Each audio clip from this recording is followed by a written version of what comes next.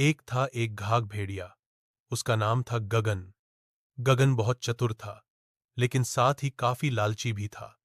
वह जंगल में शिकार करता था और कभी-कभी गांव में जाकर मुर्गी या बकरी चुराता था। दूसरी ओर एक सियार था, जिसका नाम था शिला। शिला बुद्धिमान और बहुत धूर्त थी। एक दिन गगन वन में घूम रहा था। अचानक उसकी नजर एक पुराने कुटिया पर पड़ी। घर का दरवाजा आधा खुला था और अंदर से मांस की गंध आ रही थी। गगन तो खुशी से उछल पड़ा।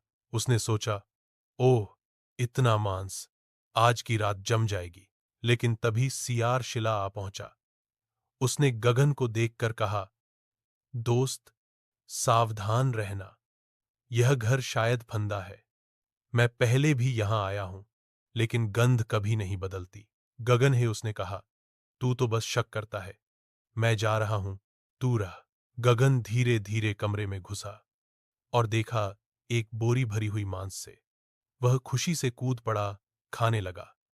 अचानक दरवाजा धड़ाम से बंद हो गया। गगन अंदर फंस गया। वह चिल्लाने लगा, लेकिन कोई फायदा नहीं हुआ। इस बीच सियार शिला दूर से सब देख रहा था।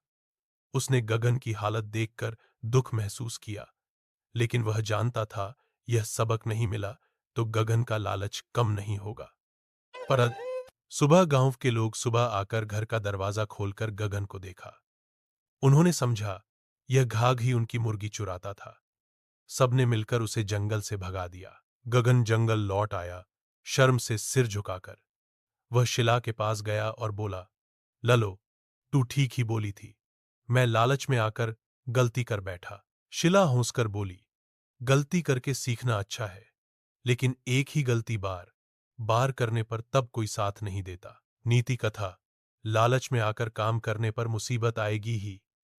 इसलिए कुछ भी पाने, आरंभ करने से पहले अच्छी तरह से सोचना चाहिए, वह वास्तव में सुरक्षित है या नहीं। बुद्धिमान की सलाह माननी चाहिए, नहीं तो उसका फल भुगतना पड़ता है।